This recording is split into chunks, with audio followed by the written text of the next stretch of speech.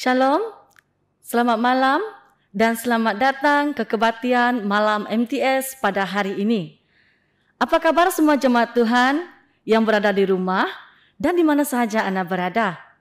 Saya berharap Anda semua sehat dan sedang menonton ibadah pada malam ini dengan sehat dan bersukacita. Bersyukur kepada Tuhan karena tahun ini, walaupun MTS Night tidak dapat dijalankan secara fisikal seperti tahun-tahun yang lalu, tetapi karena berkat dan juga kemurahan Tuhan, kita dapat mengadakan MTS Night secara talian. Seperti yang Anda lihat di dalam PPT kita pada hari ini, tema kita pada tahun ini ialah hati pemimpin kehambaan yang berkenan di mata Tuhan. Mari jemaat Tuhan, saya membawa kita semua untuk mempersiapkan hati kita untuk menyertai ibadah kita pada malam ini. Mari kita siapkan hati kita akan masuk dalam doa pembukaan.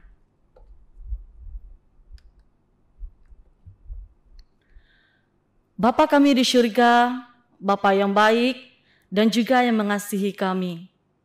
Kami memuji kemurahan-Mu Tuhan, kami memuji akan kebesaran-Mu Tuhan, dan kami mengaku bahwa Engkau adalah Raja di atas segala Raja.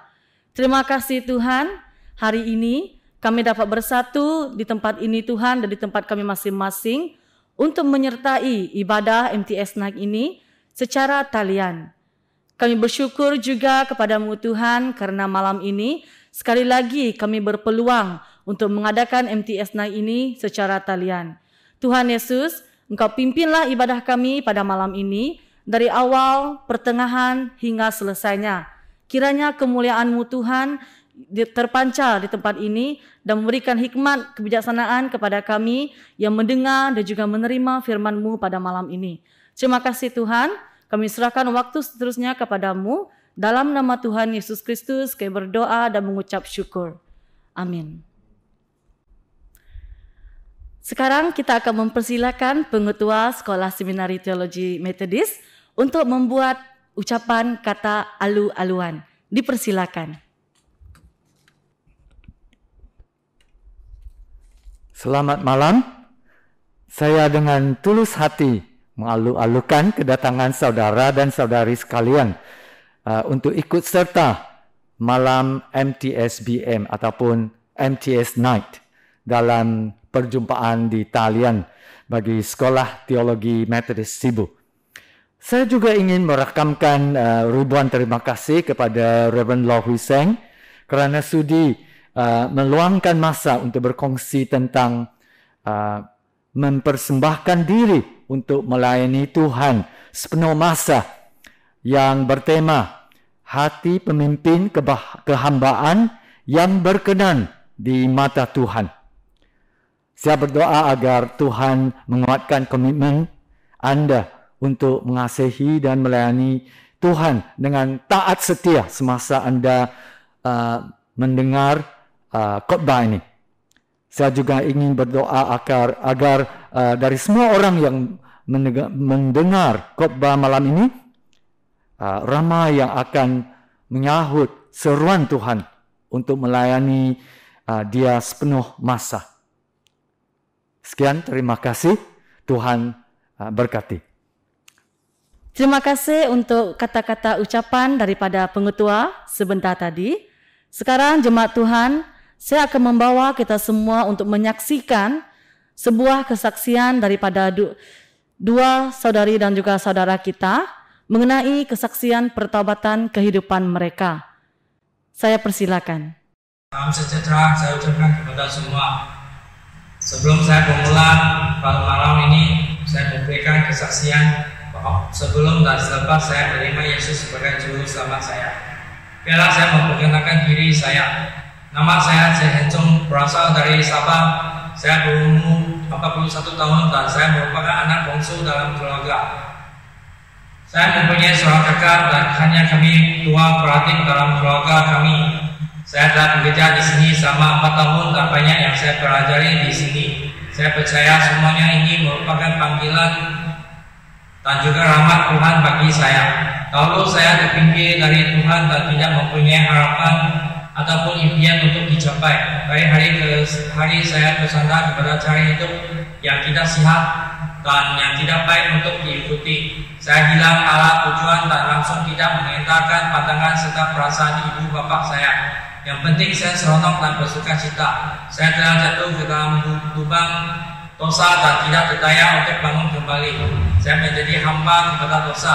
Dosa ini telah memusnahkan hubungan saya dengan Tuhan.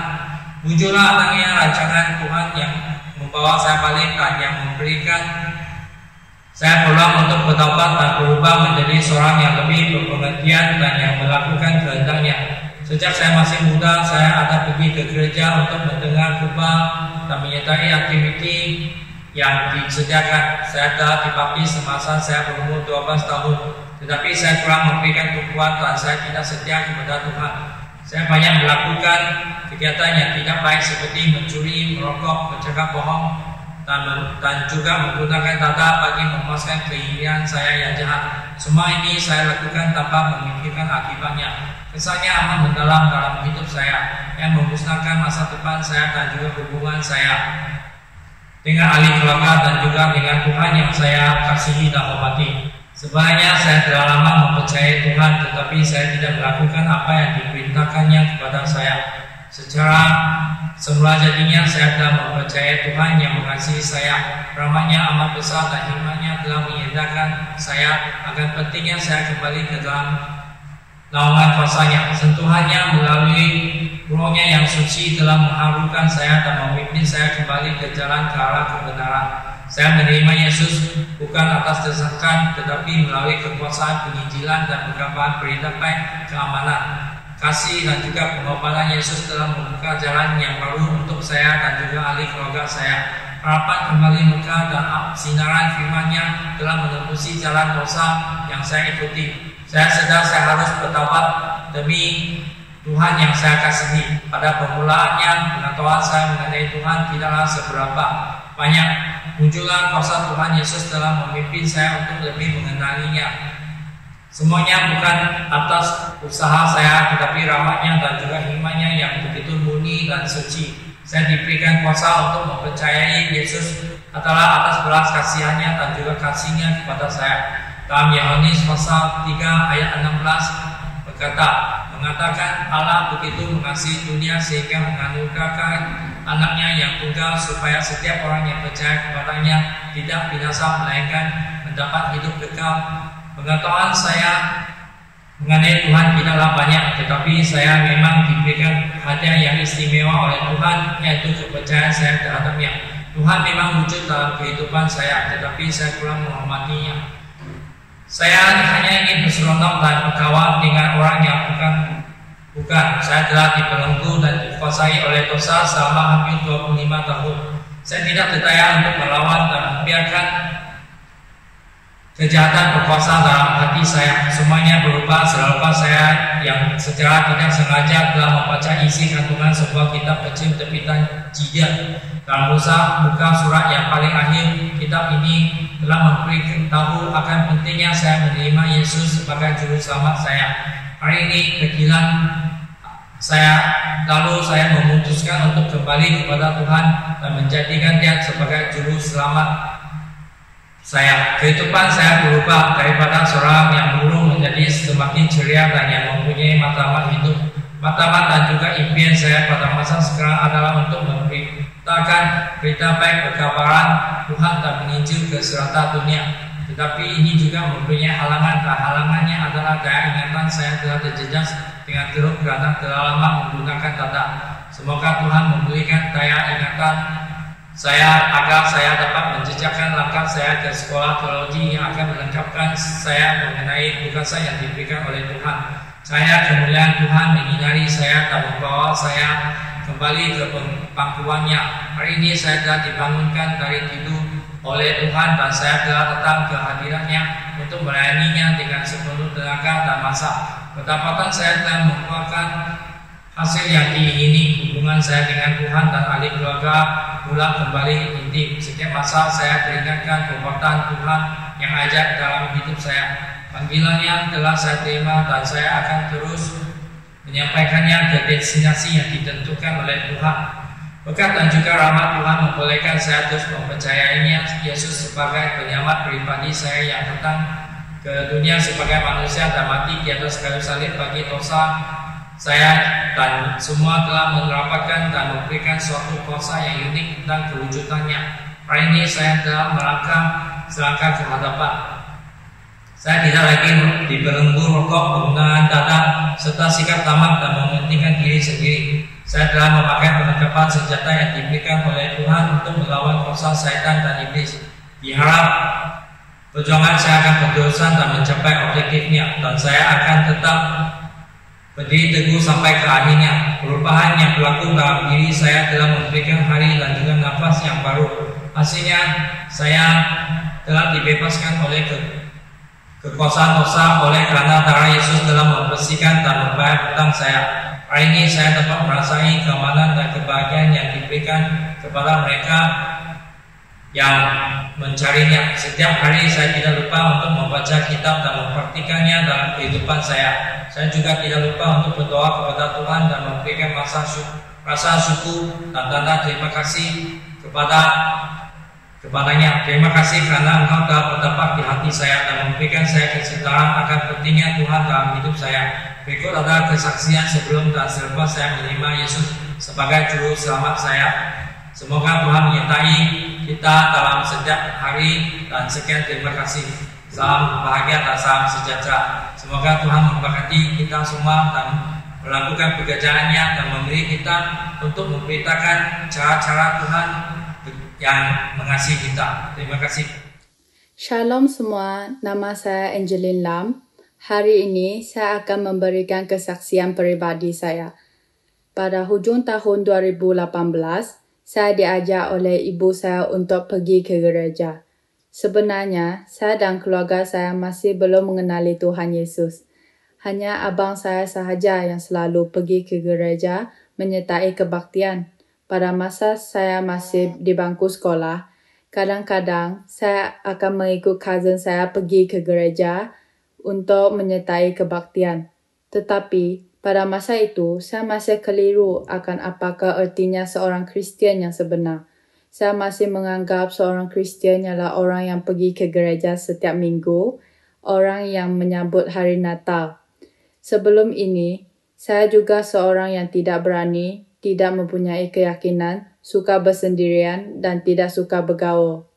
Namun, pada suatu hari, semasa pastor sedang berkongsi firman Tuhan, pastor mengatakan bahawa Tuhan Yesus sayang akan setiap pribadi kita, seperti yang kita ketahui dalam Yohanes 3 ayat 16 sehingga 17. Ayat Yohanes 3 bab 3 ayat 16 hingga 17. Kerana begitu besar kasih Allah akan dunia ini, sehingga Ia telah mengaruniakan anaknya yang tunggal, supaya setiap orang yang percaya kepadanya tidak binasa, melainkan beroleh hidup yang kekal. Sebab Allah mengutus anaknya ke dalam dunia, bukan untuk menghakimi dunia, melainkan untuk menyelamatkannya oleh Dia. Tuhan juga tidak akan meninggalkan kita bersendirian. Tuhan sedia ada untuk kita semasa kita memerlukan Tuhan. Pada masa itu, barulah saya sedar bahawa Tuhan Yesus akan sentiasa berada di sisi saya, tidak akan meninggalkan saya bersendirian. Tuhan sayang akan kita, walaupun sebelum ini saya telah melakukan banyak dosa.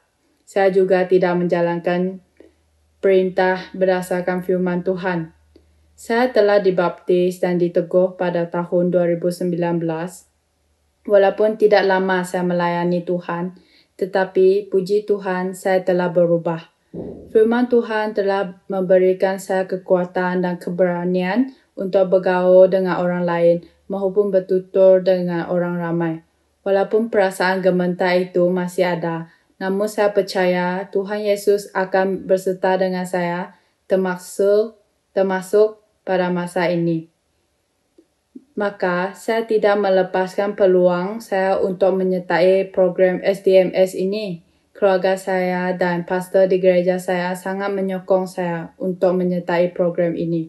Abang saya juga merupakan bekas pelajar STMS ini, abang saya memberitahu saya bahawa saya akan mempelajari lebih mendalam lagi tentang Tuhan. Tetapi sebelum ini, saya juga telah diberi peluang untuk menjadi pemimpin kebaktian di gereja saya pada hari Minggu. Pada masa yang sama, saya juga antara satu guru sekolah minggu di gereja saya. Oleh kerana firman Tuhan, saya berubah. Saya tidak menganggap seorang Kristian ialah orang yang hanya pergi ke gereja dan orang yang menyambut hari Natal, tetapi orang yang hidup berdasarkan firman Tuhan dan mengikut segala perintah Tuhan dan percaya terhadap Tuhan mati di atas kayu salib untuk menebus dosa kita. Saya percaya bahawa Tuhan Yesus akan sentiasa mengiringi kita yang memerlukannya, maka saya berada di sini untuk melayaninya. Setakat ini sahaja kesaksian peribadi saya. Semoga anda mempunyai kesedaran yang baharu. Tuhan memberkati. Saudara-saudari yang saya kasihi, sudah tiba masanya kita untuk mendengarkan firman Tuhan. Mari kita persiapkan hati kita dan menyediakan Alkitab di hadapan kita. Bacaan nats Alkitab kita pada malam ini diambil daripada Injil Matius bab 9 ayat 9 dan juga ayat 35 hingga 38 dan disambung bab 10 ayat 1 serta dari Filipi bab 2 ayat 8.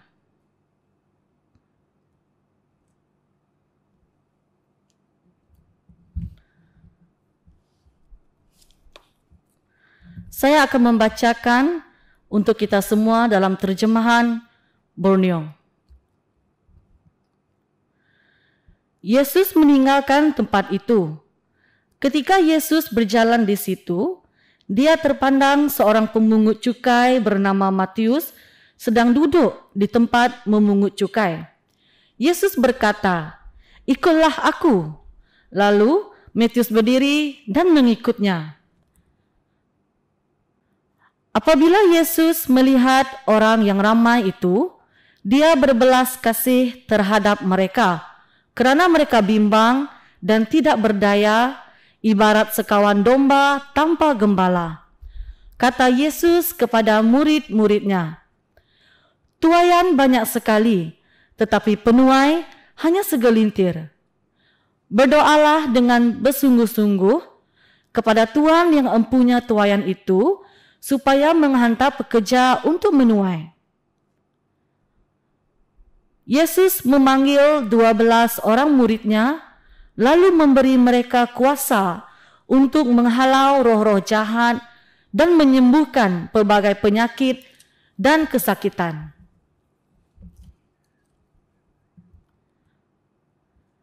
Dalam keadaan sebagai manusia, dia telah merendahkan dirinya dan taat hingga kepada kematian, bahkan kematian di salib.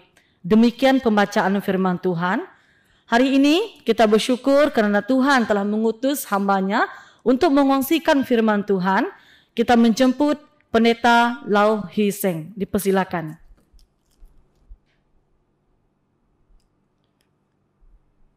Salam sejahtera kepada saudara-saudari sekalian. Dan selamat malam, dan puji Tuhan kita dapat berjumpa dalam talian macam ini. Dan saya doakan berjumpaan macam ini akan sangat memberkati kamu, dan kamu akan belajar firman dan dijabar menjadi murid Yesus. Mari kita masuk ke dalam doa sekarang. Tuhan Bapa, Tuhan yang mengasihi kami, Tuhan yang menjadi manusia, Tuhan yang maha kuasa, maha hadir, maha tahu, yang bersama kami, dan kami tahu siapanya Tuhan Yesus sebenarnya. Kami doakan apabila firman Tuhan dikutbahkan, Roh Kudus bersama firman Tuhan terus masuk ke dalam hati kami dan menjabar kami, membina iman kami, dan menguatkan hubungan kami dengan Tuhan Yesus. Atas nama Yesus Kristus kami berdoa. Amin. Seperti yang saya katakan tadi, ya, kita sebagai murid Yesus, kita mendengar firman Tuhan dan Ini dia cabaran bagi kita, dan saya doakan pada akhirnya semua kita tahu mengapa kita harus menjadi murid Yesus. Mari saya bermula. Saya ingin tanya kamu semua satu soalan, yaitu bagaimana Anda menjadi seorang Kristian? Atau lebih khusus lagi, dan saya selalu mementingkan, yaitu bagaimana Anda menjadi seorang murid Yesus. Kamu menganggap diri sendiri sebagai murid Yesus. Jadi bagaimana kamu menjadi seorang murid Yesus? Dan mungkin kamu ada jawapan yang tersendiri, tapi tidak kira apakah proses yang kamu telah melalui, dan tidak kira siapa yang terlibat. Orang yang terlibat, satu orang kah atau ramai orang kah yang terlibat dalam proses menolong kamu menjadi murid Yesus. Ya, dia pasti mempunyai hati hamba. Yaitu orang yang menolong kamu, yang memimpin kamu itu, dia mesti ada hati hamba. Amin. Dan saya percaya orang yang menjadi Kristian itu, orang yang menjadi murid Yesus itu, dia sebenarnya menolong kamu secara sudi. Dia memimpin kamu, mengajar kamu bagaimana doa, bagaimana bersembahyang, bagaimana membaca Alkitab dan sebagainya. Dia sendiri mesti menghampakan diri, yaitu dia selalu mesti bersiap sedia untuk membuat segala pengorbanan. Dia mesti mengorbankan tenaga dia, masa dia, usaha dan wangnya. Dia mesti melipatkan diri dengan seluruh jiwanya untuk menolong kamu, untuk menolong Anda menjadi seorang murid Yesus. Dengan itu, saya percaya dengan 100%. Kalau dia nak menolong kamu, dia mesti 100% menteladani Allah Anak, yaitu Yesus Kristus, Juru Selamat. Dia dalam proses memimpin kamu, menolong kamu, dia mesti mencontohi Yesus, yaitu Juru Selamat, Penyelamat, yaitu Yesus Kristus sebagai seorang hamba. Kerana dialah teladan, contoh yang paling baik, teladan yang tiada tandingannya. Kenapa saya bercakap macam ini? Kenapa saya begitu pasti, begitu yakin Yesus Kristus adalah teladan paling baik, dan Anda dan saya, dia ada teladan yang lebih baik untuk diteladani sebagai seorang hamba. Apakah sebabnya? Puji Tuhan, Tuhan Allah yang kita sembah itu, yang kita percaya itu, dia begitu maha kuasa, maha tahu, maha hadir. Saudara-saudari, bolehkah kamu sekarang buat sedikit imajinasi atau bayangan bersama saya? Kamu coba tengok alam semesta. Tengok bintang, bayangkan matahari, bulan, bumi. Dan apa yang di sekeliling kita, gunung, air, sungai, ya, orang, manusia, kapal terbang dan sebagainya. Alam semesta yang begitu besar itu, kita percaya Allah yang maha kuasa. Kamu boleh bayangkan sekarang, Allah yang mencipta semua ini, kerana dia maha kuasa. Dia ada segala-gala kuasa untuk melakukan sesuatu yang dia kehendaki. Dan dia adalah maha tahu. Puji Tuhan, Allah yang kita percaya itu maha tahu. Kerana dia maha tahu, sebelum kamu doa, sebelum kamu cakap, apa yang kamu fikir, apa yang dalam hati kamu, dia tahu segala-galanya. Jadi tidak ada sesuatu yang kita dapat menyembunyikan diri daripada dia. Bila kamu cakap bohong, kamu tidak ikhlas, kalau kamu buat sesuatu secara curi-curi, wow, Tuhan Yesus yang maha tahu, dia tahu. Dan dia di mana-mana sahaja, kerana dia maha hadir. Amin. Itu dia, Tuhan yang maha kuasa, maha tahu, maha hadir, yang kita percaya. Itu sebab saya selalu mengajar orang Iban, jangan lagi percaya kepada yang lain. Jangan lagi percaya kepada miring, atau percaya kepada kuasa lain, atau percaya bomo itu boleh menyembuhkan dan sebagainya. Percayalah kepada Allah yang maha tahu, maha kuasa, maha hadir sahaja. Dan Allah ini, puji Tuhan, kerana dia maha kuasa, dia boleh mencemarkan diri. Dia boleh mengubahkan diri sebagai pribadi manusia. Oh, kita manusia sebenarnya tidak tahu siapakah Tuhan yang sebenarnya. Tengok orang Cina, orang Iban dulu, macam mana kita menyembah bokok, menyembah sungai, menyembah batu, menyembah nenek moyang, menyembah macam-macam berhala. Oh, saya ada nampak orang menyembah batu.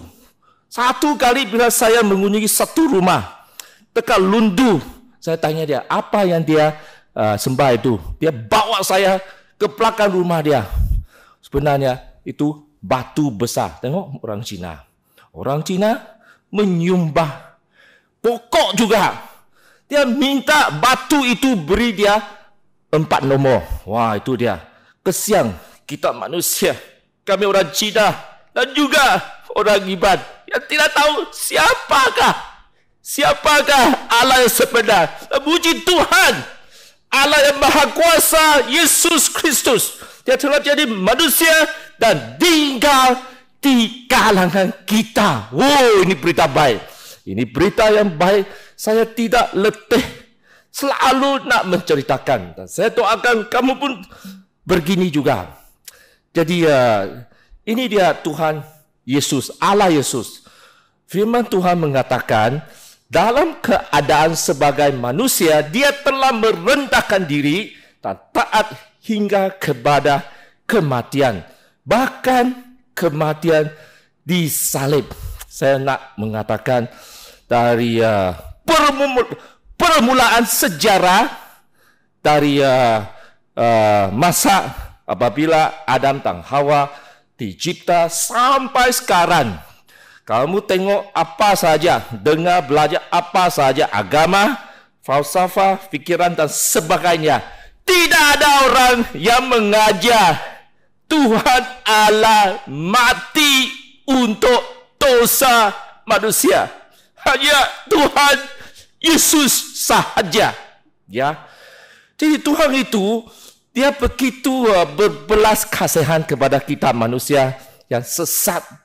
Dan dia memikirkan cara ini, cara tunggal ini, yaitu menjadi manusia dan datang kepada dunia ini supaya manusia dapat tengok siapakah Tuhan yang sebenarnya, ya.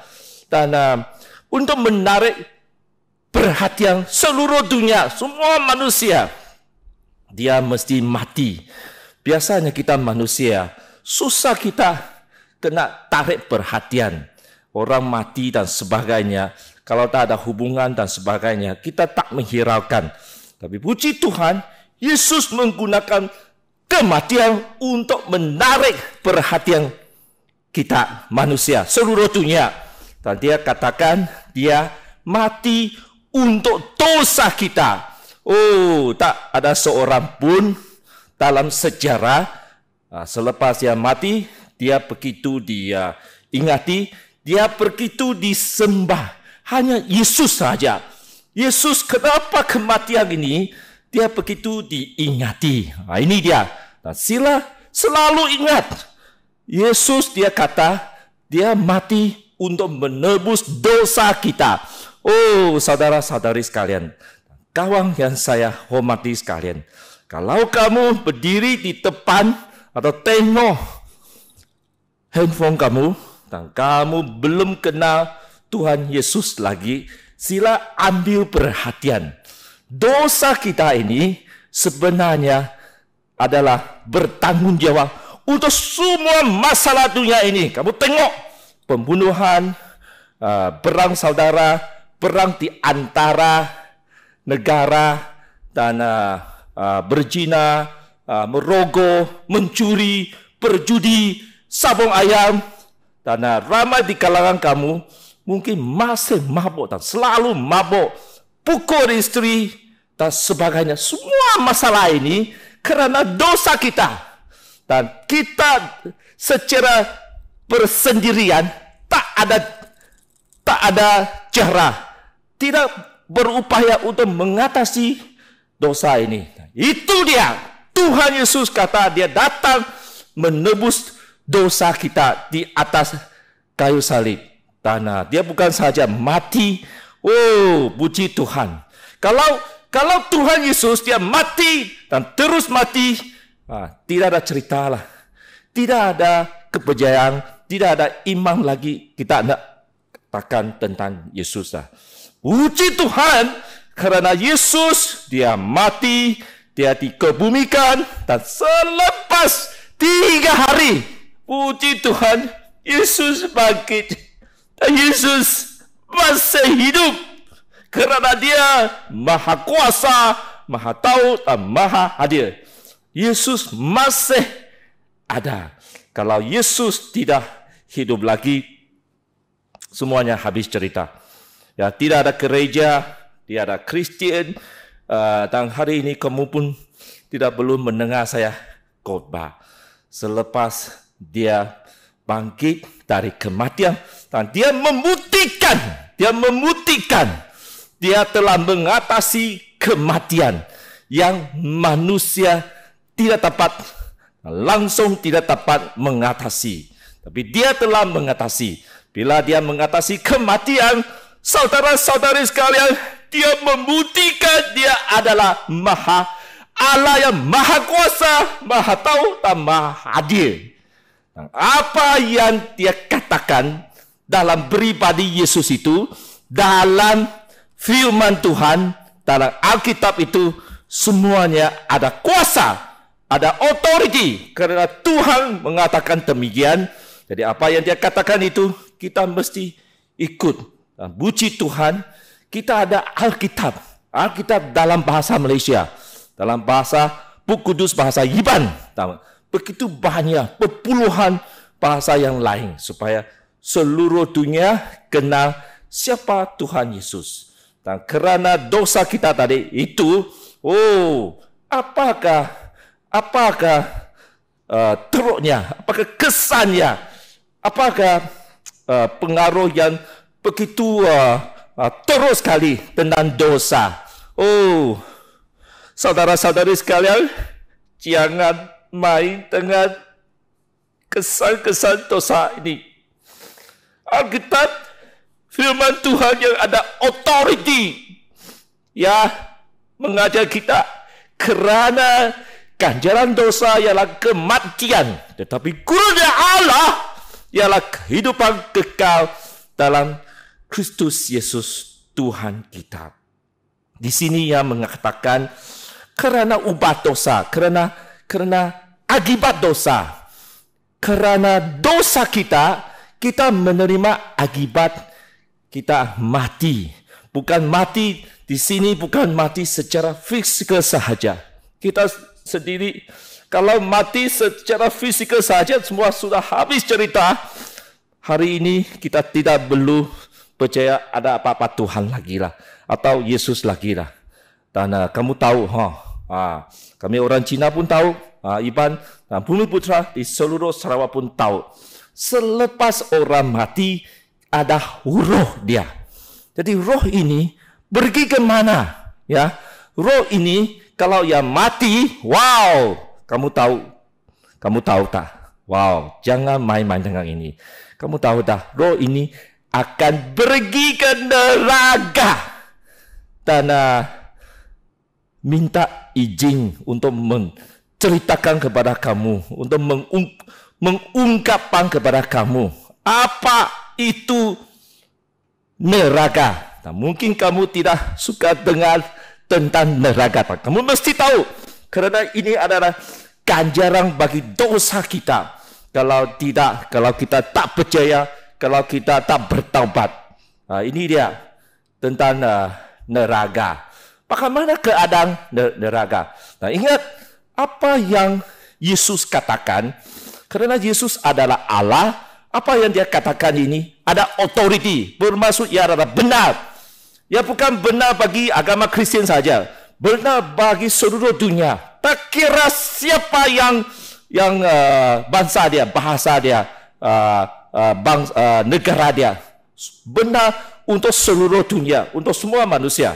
Dan di sini dikatakan neraka itu tempat kegelapan, ratapan dan keretakan gigi. Kenapa di neraka ada ratapan dan keretakan gigi? Saudara-saudari sekalian, sila ingat, jangan lupa tentang keadaan neraka. Karena kalau kita lupa tentangnya, kita mungkin tak ada motivasi. Kita tidak terjebak untuk menyinjir. Apabila kita tahu, selalu ingat keadaan neraka yang macam ini, kamu akan rajin menyinjir. Kenapa ratapan dan keretakan gigi? Karena semua roh yang pergi ke situ, mereka semuanya sesat, menggeluh.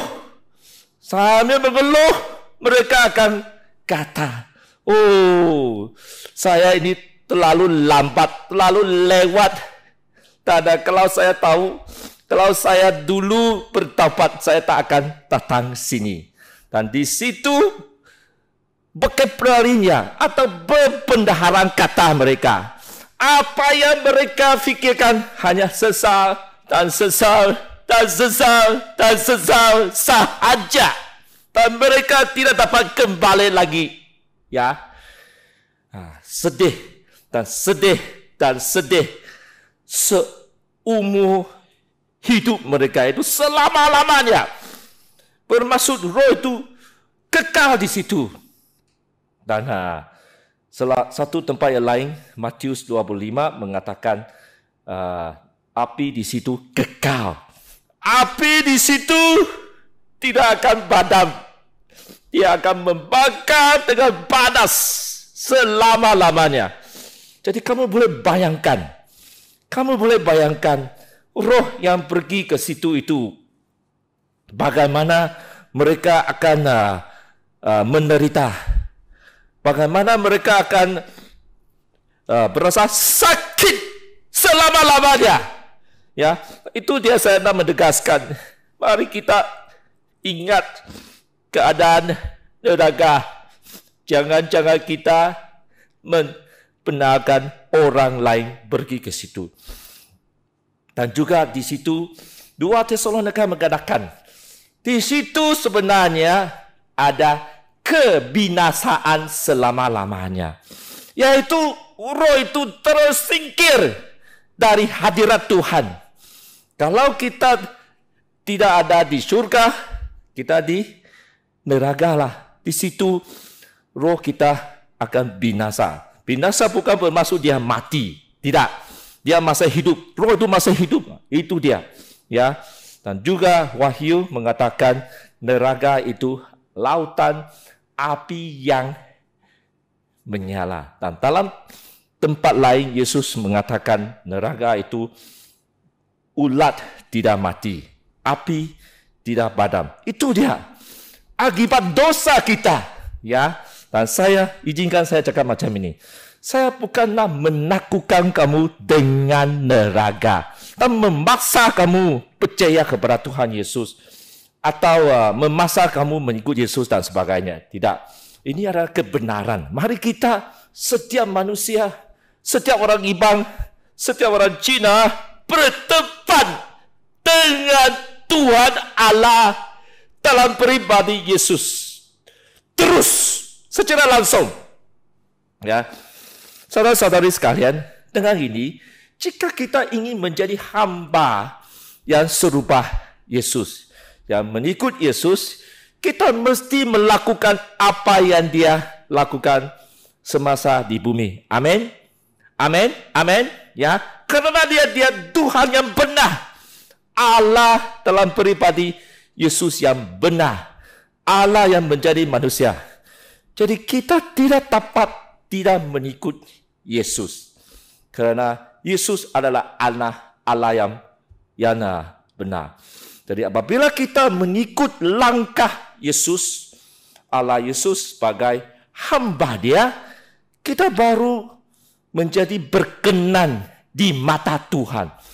Apabila kita melakukan kehendak Tuhan, kita baru berkenan di mata Tuhan. Kita menjadi orang yang disukai oleh Tuhan Yesus. Kita menjadi orang yang dikasihi oleh Yesus. Kita menjadi orang yang Yesus sangat-sangat suka. Amin. Amin. Ya. Dan dalam perengan ini yang pengerusi sudah bacakan bagi kita, kerana kita mengikut Yesus, kerana Yesus adalah teladan yang paling baik, kerana Dia adalah Tuhan Allah, kerana ialah Allah yang maha kuasa, maha tahu, maha hadir. Jadi apa yang Yesus lakukan, apa yang Yesus fikirkan, sikap Yesus dan sebagainya, kita ikut saja. Amin. Amin. Ini dia apa yang berlaku. Sebelum ayat ini, ayat 35 mengatakan, demikianlah Yesus berjalan dari bandar ke bandar, dari pekan ke pekan. Dia mengajar di Saumaat dan menyampaikan perkabaran baik tentang kerajaan Allah serta menyembuhkan semua penyakit dan kesakitan. Setiap kali saya baca ayat ini, dan saya selalu mengatakan, kalau Yesus ada di Sarawak, Dia pasti pergi dari rumah panjang ke rumah panjang. Ini dia, Yesus. Dan Dia kata, bila Dia tengok keadaan kita manusia pada masa itu, wow, apakah perasaan Dia? Di sini yang mengatakan, apabila Yesus melihat orang yang ramai itu, Dia berbelas kasihan terhadap mereka, kerana mereka bimbang dan tidak berdaya. Ibarat kawanan domba tanpa gembala. Itu dia pengalaman Yesus sebagai Tuhan Allah yang sudah menjadi manusia yang paling memahami keadaan kita. Jesus, God became man. He understand each and every human being on earth. Tuhan Yesus, Dia sangat memahami kemanusiaan kamu dan kita semua. Jadi Dia ada berbelas kasihan. Ya, kalau Yesus ada berbelas kasihan terhadap mereka kerana mereka bimbang dan berdaya, kita harus ikut saja. Kenapa mereka ini? Kenapa manusia?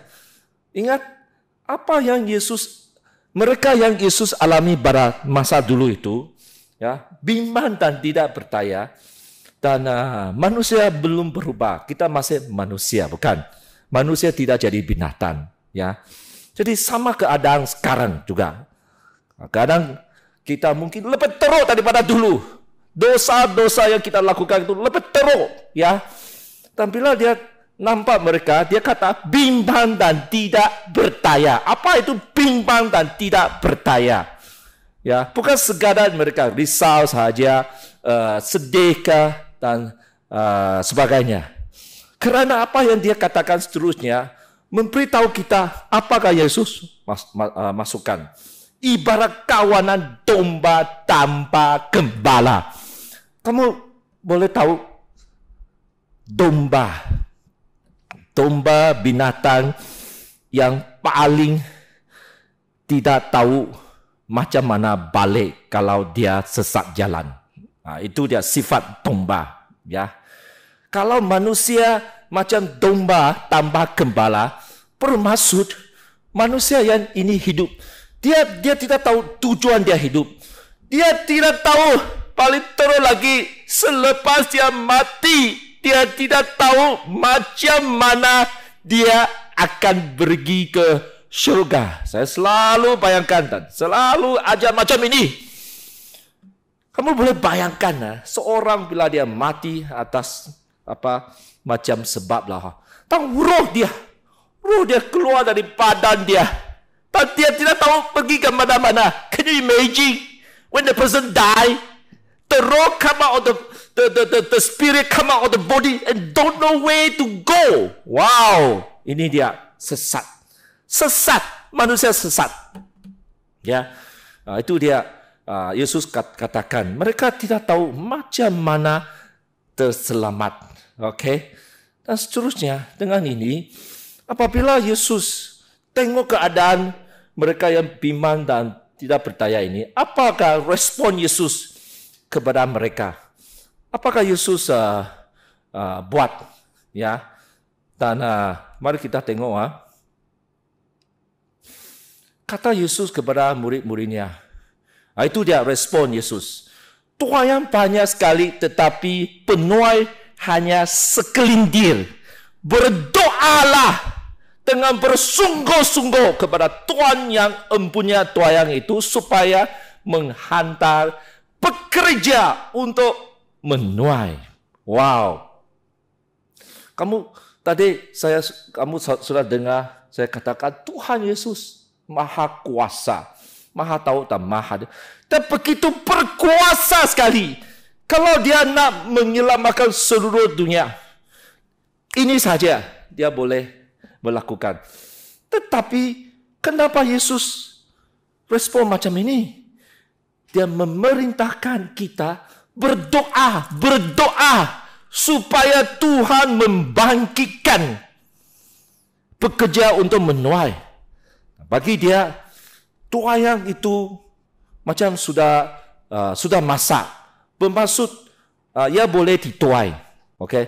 Bermaksud orang sudah siap sedia. Orang iman yang sudah siap sedia. Orang Bumi Putra di Sarawak sudah siap sedia untuk menerima Yesus. Dan siapa yang pergi menuai, siapa yang pergi memimpin mereka supaya mereka Tuhan Yesus, mereka kenal Tuhan Yesus dan terselamat. Bagi saya tengok di sini Tuhan Yesus membatasi diri sendiri. Dia tak nak melakukannya dengan sekelip mata macam ini. Dia nak menggunakan kita manusia, Kristian, yaitu murid-muridnya untuk melakukannya. Jadi dia pilih kamu dan saya untuk pergi menuai. Amin. Dan yang sangat menarik hati saya ialah perkataan pekerja di sini.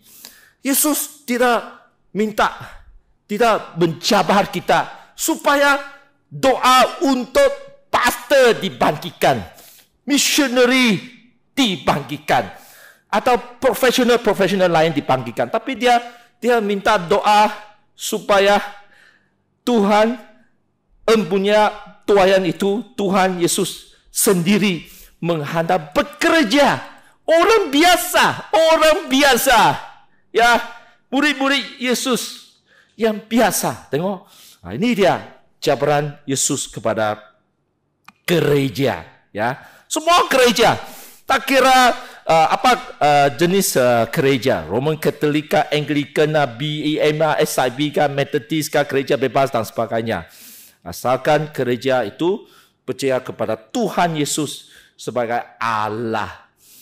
Jadi bagi mereka yang nak menjadi hamba, ya, kita pasti mesti seperti Yesus, berbelas kasihan.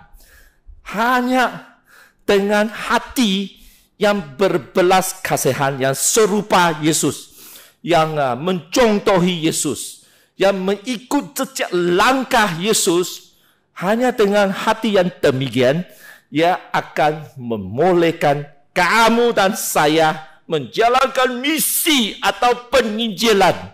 Kalau kamu sebagai hamba Tuhan, kamu merendahkan diri dan nak mengikut Yesus, kecuali kamu ada belas kasihan terhadap mereka yang bimbang dan tidak berdaya, terhadap mereka yang sesat itu. Kalau tidak ada belas kasihan, tidak ada misi, tidak ada penginjilan. Sila ingat. Jadi ini belas kasihan terhadap mereka yang sesat itu sangat-sangat penting. Jadi saya nak tanya kamu, ya, bila kamu nampak orang ini dia kuat mabuk, dia mencuri, dia bercerai, dia tidak mementingkan pendidikan, membiarkan anak selalu cicil sekolah. Bila kamu nampak mereka selalu berhutang, selalu berjudi dan sebagainya. Bila kamu nampak mereka ada masalah, ada kelemahan, ada keperluan, apakah sikap kamu? Bagi kita Kristian sebagai murid-murid Yesus, saya doakan kita ada belas kasihan terhadap mereka. Hanya kalau kita ada belas kasihan terhadap mereka ini dengan sedemikian, baru kita melakukan misi. Baru kita sudi menggotorkan tangan kita sendiri, pergi rumah panjang, pergi tempat-tempat orang kemiskinan dan sebagainya. Kalau tidak ada belas kasihan, kalau tidak ada hati berbelas kasihan, tidak ada misi dan penginjilan. Sila ingat. Jadi jagalah hati kita supaya kita berbelas kasihan terhadap mereka yang sesat.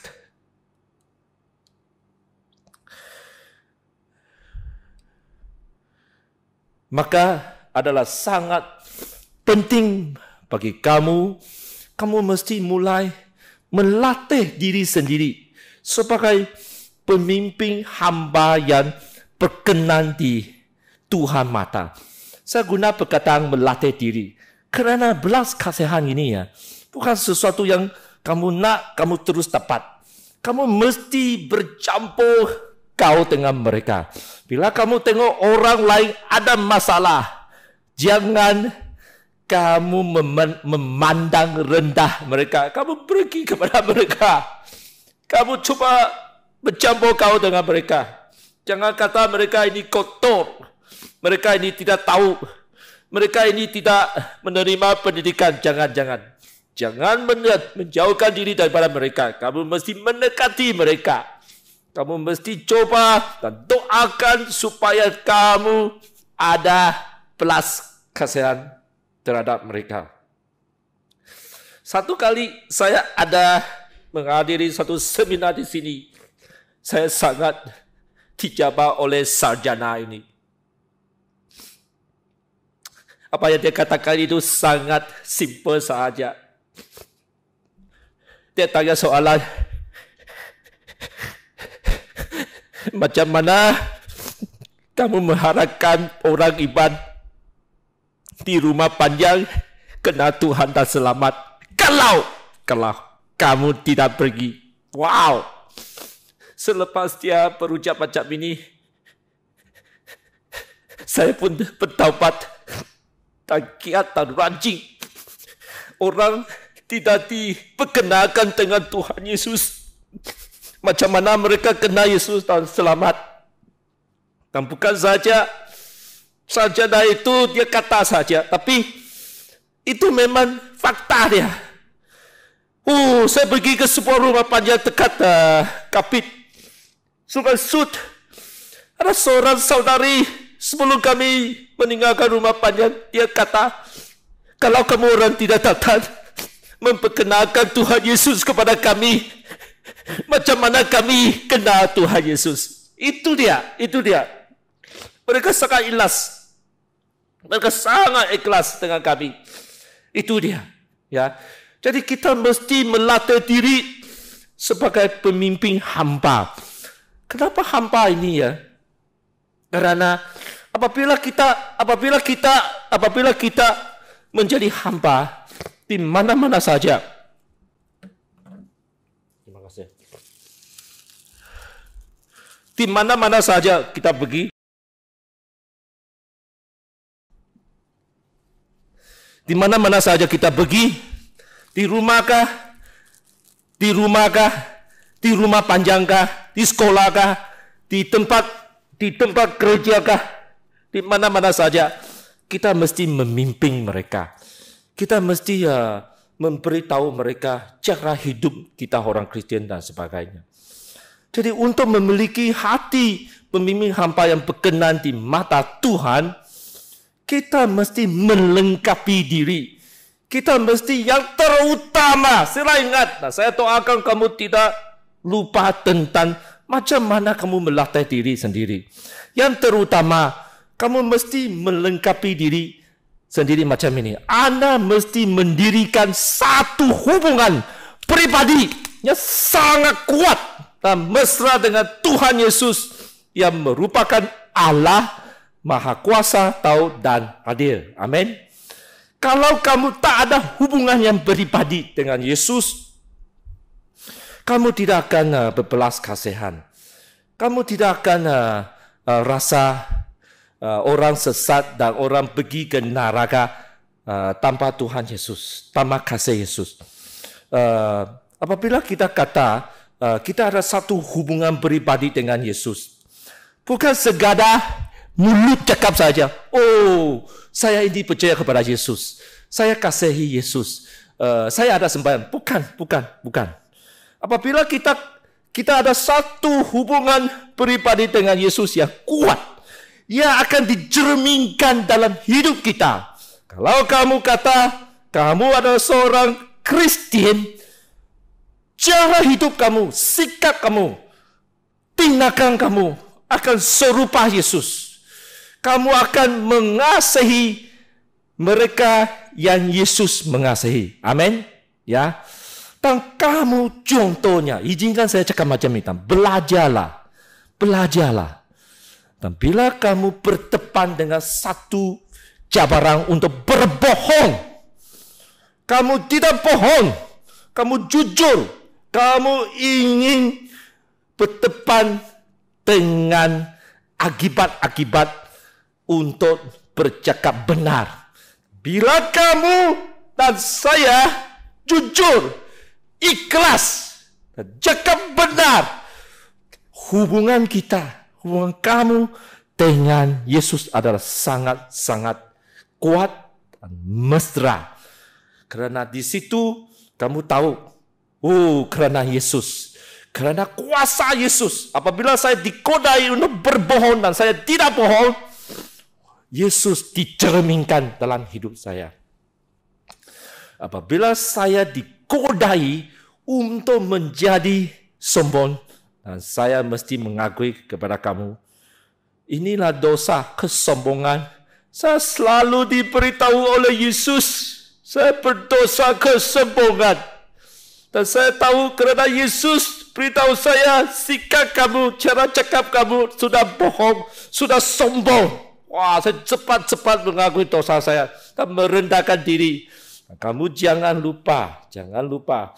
Firman Tuhan mengatakan Allah menghalang mereka yang sombong dan berikan anugerah kepada mereka yang rendah hati.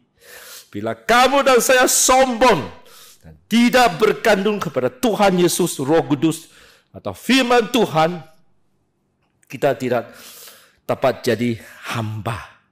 Kita tidak dapat melayani Tuhan kerana Tuhan melarang kita. Wah, siapa kamu? Kamu tepat lawan Tuhan. Kamu tepat berdepan dengan larangan Tuhan ini. Tidak tepat. Tetapi uji Tuhan, apabila kita merendahkan diri dan bergantung kepada Tuhan Yesus 100%, Tuhan guna pakai kita. Amin. Amin. Jadi ini dia. Kalau kita nak menjadi pemimpin hamba, hubungan.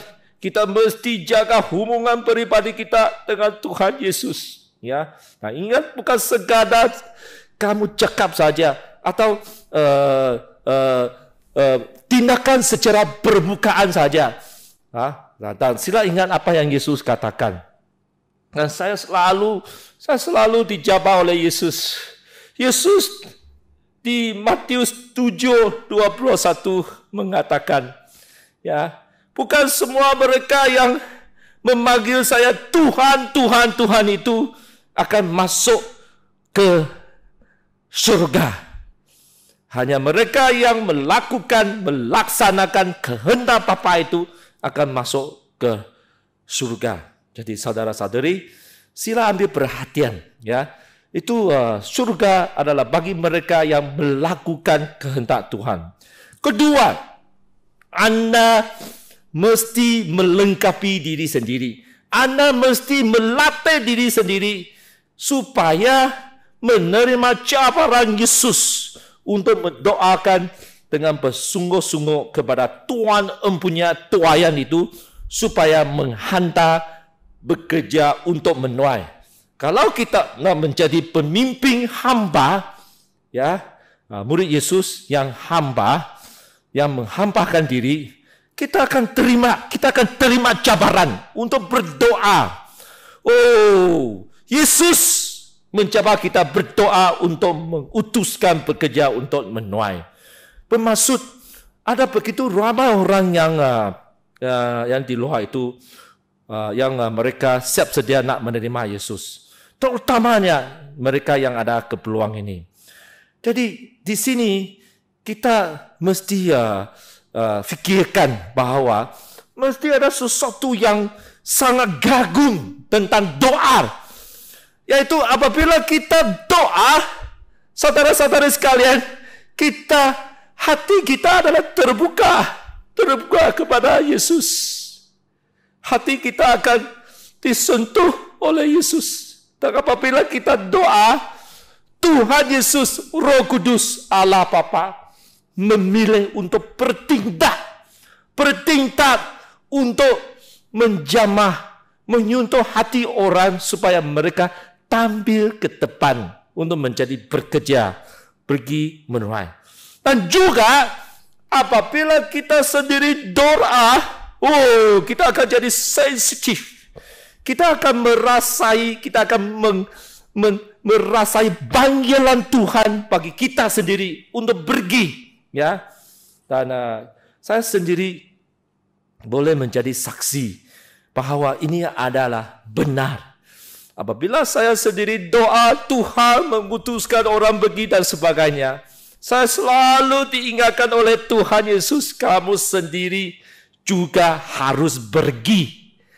Tengok, bila kamu ada hubungan yang begitu kuat dan mesra dengan Tuhan Yesus, apa yang Tuhan Yesus beritahu kamu ikut sahaja.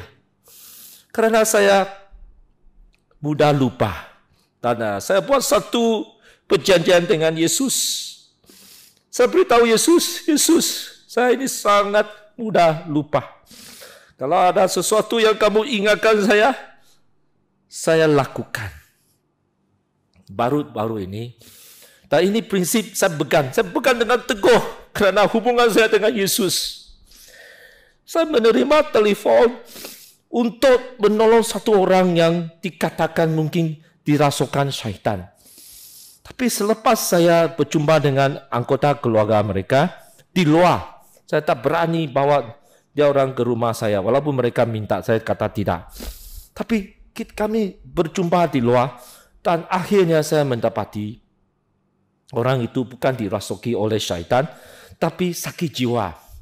Dan seterusnya, Tuhan Yesus beritahu saya, kamu mesti pergi mengunjungi dia di hospital. Wow! Dalam masa yang begitu cemas dan membimbangkan ini kerana COVID-19, macam mana? Tapi puji Tuhan, saya kata, Tuhan, saya ikut arahan. Dan saya pergi doakan untuk orang itu dekat hospital. Dan puji Tuhan, orang itu dia beritahu saya, apakah sebab dia macam ini. Dan saya menolong dia dan sebagainya. Dan bukan satu kali, dua kali. Minggu depan saya kena pergi lagi. Kerana apa yang saya buat ini nampaknya menolong dia. Jadi hubungan kita dengan Yesus mesti cukup mesra. Dan ia boleh dilatih melalui doa. Dengan banyak membaca firman Tuhan. Dengan melakukan kehendak Tuhan. Amin. Seterusnya, ketiga, Anda mesti respon kepada panggilan Tuhan Yesus seperti pemungut cukai Matius. Ya, merespon kepada panggilan. Selepas Yesus mengatakan, oh, kamu harus doa bagi untuk pekerja itu diutuskan, dihantar. Seterusnya, dekat Matius 10:1, Yesus terus memanggil 12 orang. Dan Yesus memberikan mereka kuasa. Puji Tuhan. Ini pengalaman saya selalunya. Mereka yang Tuhan Yesus panggil ini, Tuhan Yesus akan melengkapi mereka. Dan dalam kes ini, saya selalu ingat prinsip ini. Kalau Tuhan memanggil kamu, dia akan melengkapi kamu. Dan dalam kes ini, dia berikan kamu, kita Kristen, murid Yesus, kuasa untuk melakukan apa? Kuasa untuk menghalau syaitan, ya, menghalau roh-roh jahat, ya, dan menyembuhkan mereka yang sakit, mereka yang ada penyakit, ya. Nah, itu dia. Bukan dikatakan semua murid boleh melakukan, tapi saya percaya kerana Yesus memberikan kita kuasa, jadi kita boleh melakukannya. Kamu dan saya, bukan. Sila ingat ini. Kamu jangan harapkan Tuhan menggunakan orang Buddhis, orang Islam, atau orang yang tak percaya kepada Tuhan Yesus itu untuk menyinjir. Tidak. Hanya kita Kristen saja Yesus berikan kita kuasa untuk menyelamatkan mereka yang sesat. Amin. Ya. Jadi sila ambil perhatian. Jadi bagi Yesus, dia tidak sekata cakap saja. Dia memanggil. Dia memanggil siapa? Wow, dia memanggil Matius. Siapa dia itu? Dia itu pemungut cukai yang berdosa, yang diketepikan oleh orang Yahudi sendiri, yang orang tidak suka. Tuhan memanggil orang yang berdosa seperti kamu dan saya untuk pergi bekerja untuk menuai. Amin. Jadi kita mesti respon kepada dia. Dan seterusnya, sila ambil perhatian. Yesus pada hari ini, pada malam ini juga memanggil kamu semua. Seperti dia memanggil pemungut cukai, bila dia memanggil dia dan dia kata, ikutlah aku. Malam ini Tuhan Yesus juga kata kepada kamu, ikutlah aku. Apakah respon Anda? Dan saya doakan respon Anda adalah positif. Masih ingat, saya menegaskan Tuhan yang kita percaya itu adalah Maha Tahu, Maha Kuasa dan Maha Hadir. Dia begitu besar sekali. Dia memanggil kita. Dan jadi sekarang, apakah kata kamu? Jadi malam ini, siapakah di antara kamu? Saya tahu mungkin kamu di rumah, mungkin kamu di pejabat, dan di depan kamu ada smartphone atau laptop, mungkin ada yang berdepan dengan television. Siapakah di antara kamu ingin menjemput Tuhan Yesus sebagai juru selamat ke dalam hati dan jiwa kamu untuk seumur hidup? Ya, hanya bagi mereka yang rasa dia adalah orang yang berdosa, dia adalah orang yang berdosa yang memerlukan Tuhan Yesus untuk mengampuni dosanya. Dia baru rasa dia harus ditebus dosanya. Ada orang yang macam ini kah? Sila tangkap peluang macam ini. Kalau kamu belum terima Yesus ke dalam jiwa kamu, hati kamu, inilah peluangnya malam ini. Ya, segala mesti bermula. Kalau kamu nak menjadi seorang yang baru, kalau kamu nak bertaubat atas segala kesalahan yang kamu pernah alami, bermulalah dengan ini. Jemputlah Tuhan masuk ke dalam hati kamu dan kamu boleh buat komen. Kamu boleh buat komen dan katakan, saya terima. Oke? Dan seterusnya, panggilan Yesus bagi kita malam ini, seperti Yesus katakan, dia sangat memerlukan banyak, ramai bekerja. Siapa di kalangan kamu ingin merespon kepada Yesus? Ingat, macam pemungut cukai itu hanya di antara Yesus dengan kamu. Yesus dengan Matius. Jadi kamu mesti respon kepada Yesus, bukan respon kepada saya. Atas panggilannya kamu sebagai seorang bekerja untuk menuai. Seperti yang saya katakan, wow, keperluan di luar sana, ramai orang sesat, ramai orang Cina, ramai orang Iban, Bumi Putra, Melayu, Melanau, Lumbawang, mereka sesat. Mereka siap sedia untuk dituai. Kamu nak menjadi seorang pekerja Injil kah untuk menjangkau mereka? Kalau kamu nak, sila buat komen juga, okay? Dekat telefon kamu, tanda respon.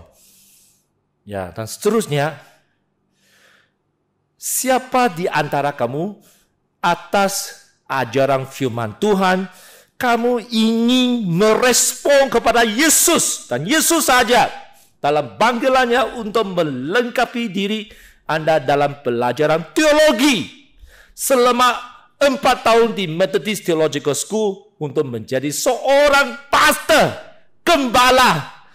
Masa ingat apabila Yesus tengok mereka yang bimbang dan tak berdaya, Yesus kata mereka macam tidak ada gembala. Gereja memerlukan gembala, pastor yang menggembala untuk masa depan. Dan saya doakan kalau kamu nak melajukan pelajaran ke STBM ke universiti kamu pergilah belajar dulu. Tetapi kamu rasa panggilan Tuhan itu adalah begitu kuat, kamu rasa saat ini kamu nak buat keputusan dan mendaftarkan diri dekat Methodist Theological School, kamu dialu-alukan. Dan saya doakan permohonan kamu akan diterima. Ada orang yang macam ini kah? Kalau ada, sila buat komen dekat skrin sana. Dan tulis. Sila ingat tulis. Dengan ini, saya nak memimpin kamu dalam doa. Bagi mereka yang ada merespon kepada cabaran atau panggilan tadi itu, sila ikut doa saya. Bermaksud saya bercakap satu frasa dan kamu terus ikut saja. Dan ingat, kita berdoa kepada Tuhan Yesus yang memanggil kita. Dan kita berdepan dan merespon kepada Yesus dan Yesus sahaja. Tuhan Yesus, saya bersyukur selepas mendengar firman Tuhan, saya menerima panggilan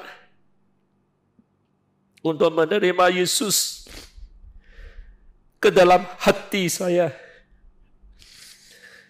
Saya bersyukur kerana saya sudah kenal Yesus sekarang. Dan ingin meminta Yesus masuk ke dalam hati saya. Tuhan Yesus, saya orang yang berdosa. Ampunilah dosa saya. Tuhan Yesus, tolonglah saya supaya bukan sekadar saya kata saya nak bertaubat, tetapi hidup saya, sikap saya terus berubah juga. Tuhan Yesus,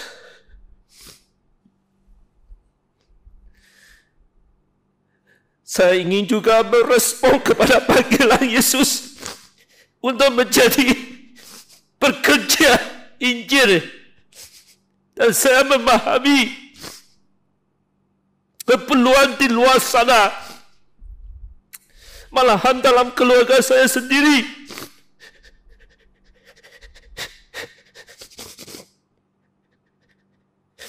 tempat kerja saya ada begitu ramai orang yang belum terselamat dan mereka tidak kenal Tuhan Yesus yang begitu baik, yang begitu mengasihi kami, dan kami tidak tahu. Tuhan Yesus, saya nak berespon menjadi pekerja Injil.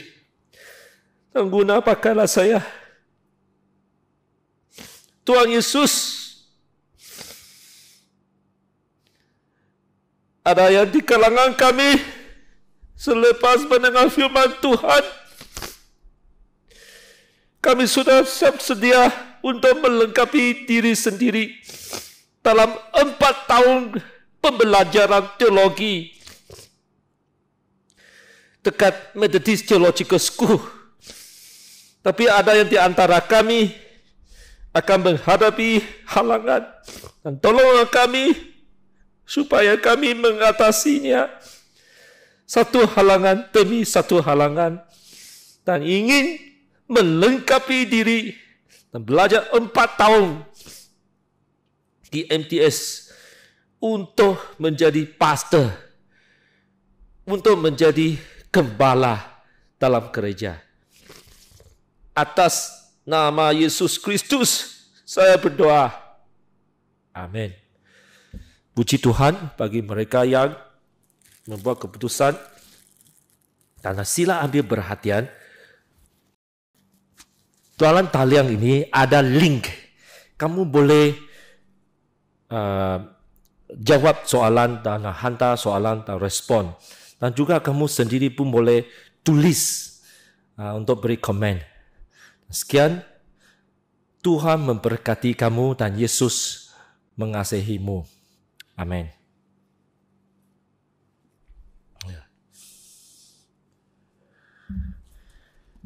Kita dengarkan sebentar tadi melalui hamba Tuhan.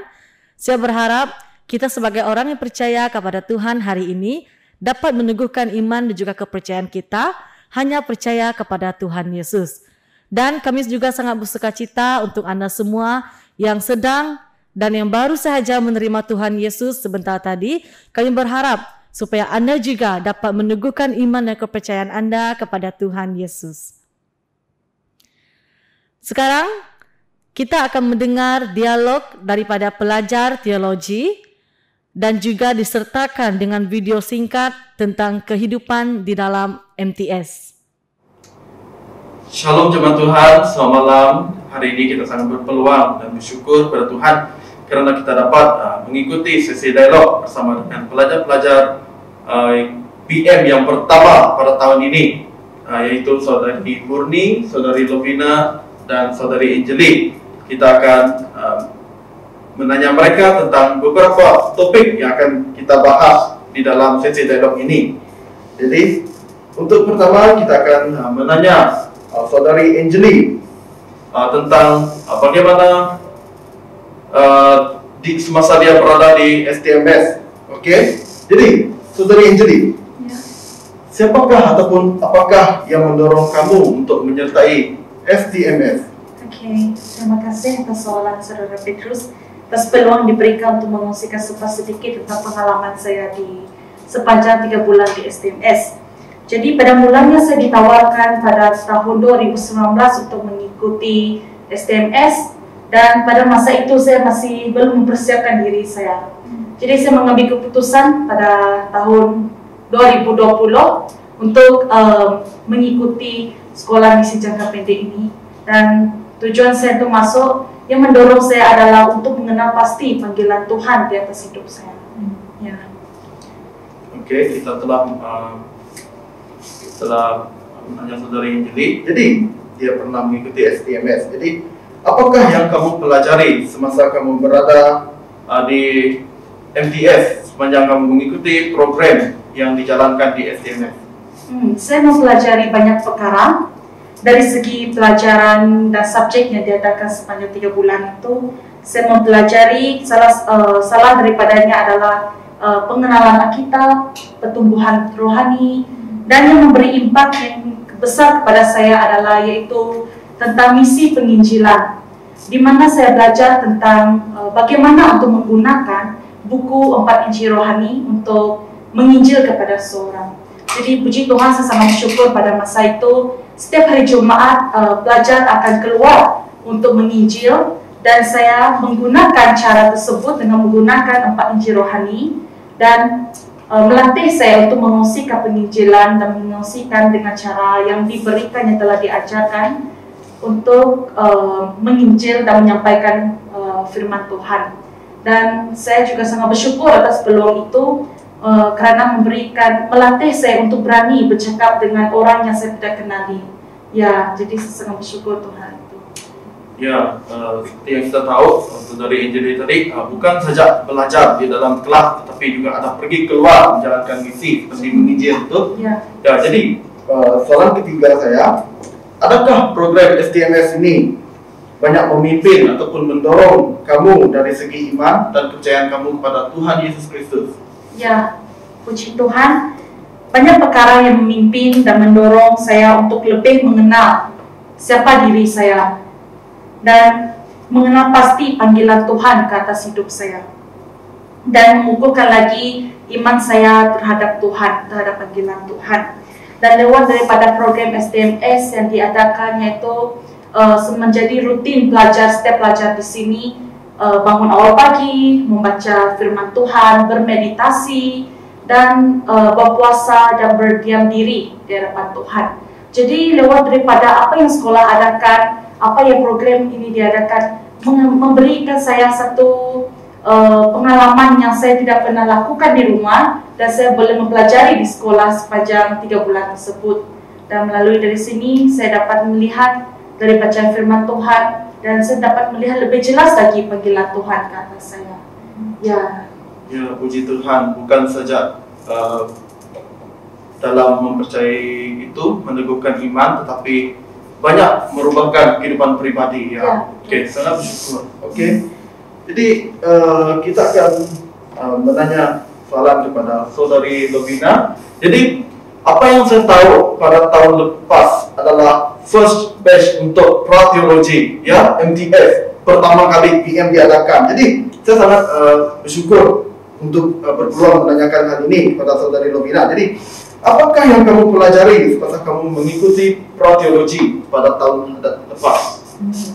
Untuk pra-teologi tahun lepas diadakan dari bulan 5 kan? Hujung bulan 5 sampai November. Jadi dalam masa itu saya rasa ada 2 perkara yang saya mau tekankan yang sudah saya pelajari. Pertama dari segi perkembangan saya. Perkembangan saya dalam dari segi hubungan saya dengan Tuhan, apa yang saya bagaimana saya kenali Tuhan dengan lebih mendalam lagi. Ada satu subjek itu pertumbuhan pribadi, di mana dia menekankan bahwa kita harus ada silent moment dengan Tuhan. Jadi sampai di sini bila saya berada di tempat ini, kita mula memiliki silent moment, waktu bersendirian dengan Tuhan. Saya rasa dari situ saya dapat lebih peka dengan kehadiran Tuhan, lebih menyadari pekerjaan Tuhan dalam kehidupan saya. Itu dari segi hubungan saya dengan Tuhan juga lah, saya merasa ya lebih dieratkan. Itu dari segi pengetahuan pelajaran pula, kita ada 5 subjek kan. Dan selain iman, Alkitab, kerajaan Allah, dunia dan gereja dan dunia. Lepas itu kita ada filsafat dengan pertumbuhan pribadi kan. Ya. Saya rasa kelima-lima subjek ini betul-betul menolong saya untuk berfikir dengan lebih mendalam, terutamanya kalau di kelas dasar iman. Kita pernah ditanya soalan tentang apa itu kematian, bagaimana selepas kematian, dan kita berhempas pulas untuk menjawab dia. Ya, itu salah satu bagi saya satu pengalaman yang begitu menyeronokkan semasa mengikuti pre-teol. Banyak saya juga dilengkapi lah dari segi pengetahuan sebegitu ya. Ya, seperti yang Saudari Lovina cakap tadi, bukan saja belajar tentang teologi, tapi dia juga mengukuhkan pemikiran kita lebih ke dalam lagi. Jadi mungkin ada segelintir orang pernah berkata, teologi, apa itu teologi? Jadi mungkin teologi itu susah ataupun sukar untuk dibelajar. Jadi menurut Saudari Lumina, adakah belajar teologi ini sukar untuk dipelajari? Adakah ia sukar untuk dipelajari? Ya. Saya tidak katakan dia sukar, tapi ada waktu dia up and down. Ada waktu dia sukar, ada waktu kamu enjoy, ada waktu kamu rasa jernih datang saja. Tapi satu hal yang saya ingat dalam saya belajar teologi ini, saya ingat apa yang kakak saya katakan kepada saya. Kalau kamu rasa bosan, kamu harus cari alternatif cara supaya kamu tidak bosan dan supaya kamu dapat mendalami apa sebenarnya yang diajar tuh. Ya, saya harus cari alternatif lah. Kalau dikatakan adakah ia berbeza belajar teologi ini berbeza dari sekolah di luar? Iya, memang banyak perbezaannya.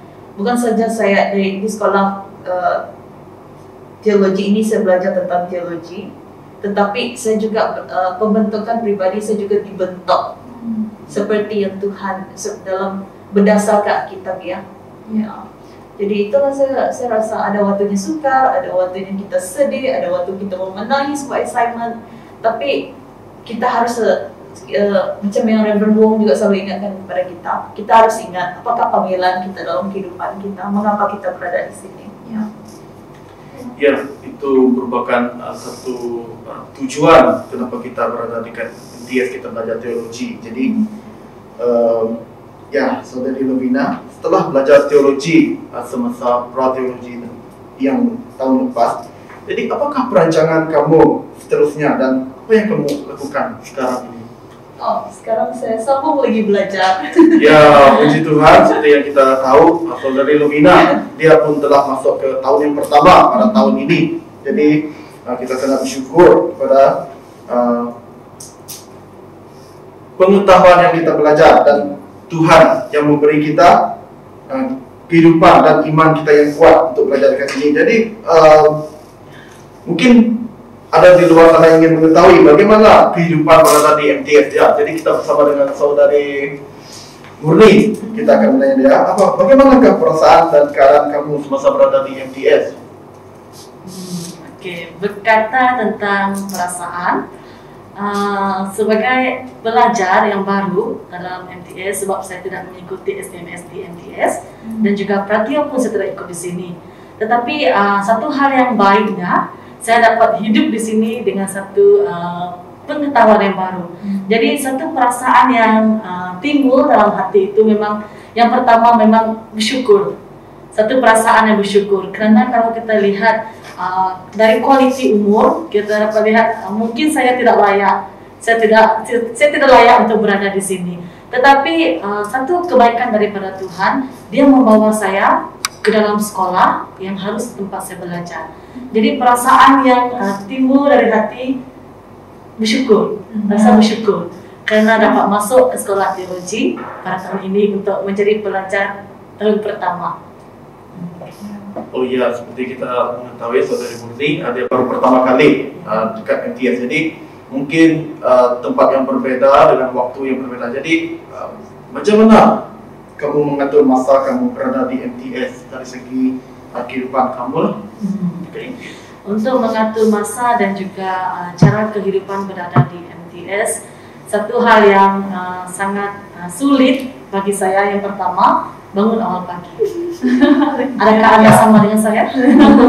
Ya, untuk bangun awal pagi. Kenapa saya kata begini? Oleh karena di sekolah MTS kami kita belajar tentang bagaimana untuk memperbaharui kerohanian kita. Jadi benar pertama yang kami sebagai pelajar lakukan adalah bangun awal pagi. Kenapa bangun awal pagi? Untuk mengadakan meditasi, renungan pagi, dan perlu pergi ke chapel, bukan berada di bilik.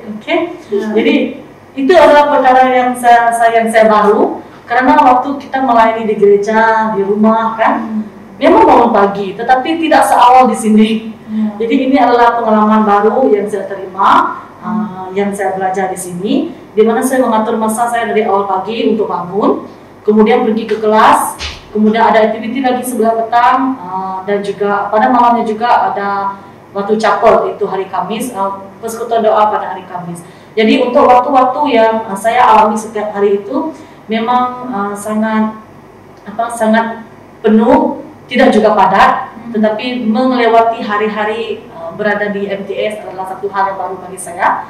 Nah, ya, jadi kita telah mendengar. Jadi adakah kamu sekarang dapat membiasakan diri semasa berada di MTS sepanjang beberapa bulan ini?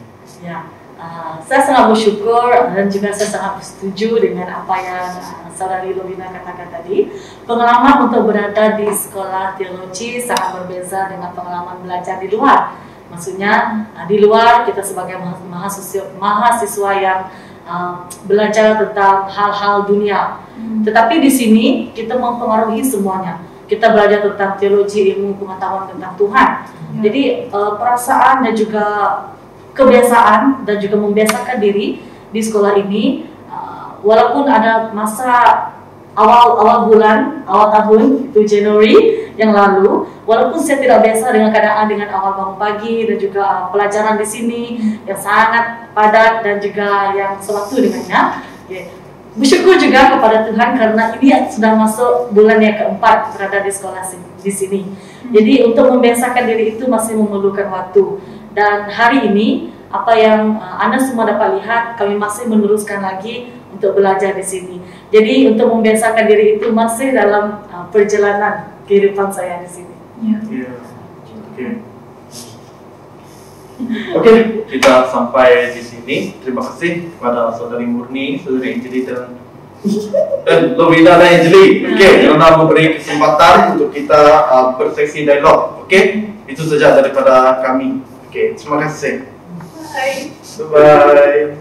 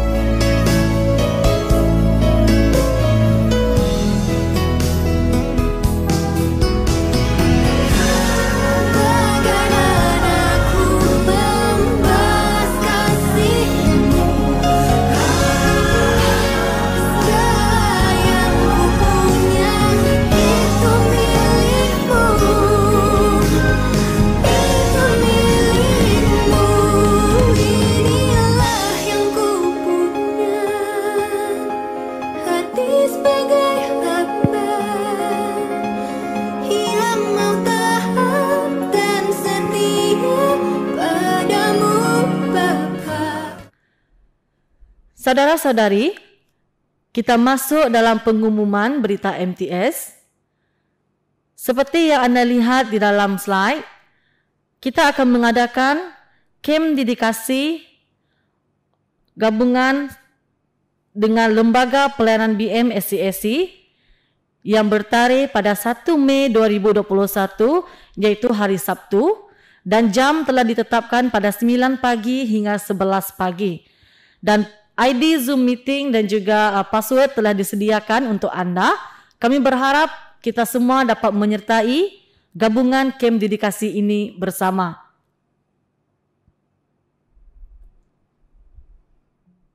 Saudara-saudari, kita sudah sampai ke penghujung ibadah malam MTS pada malam ini.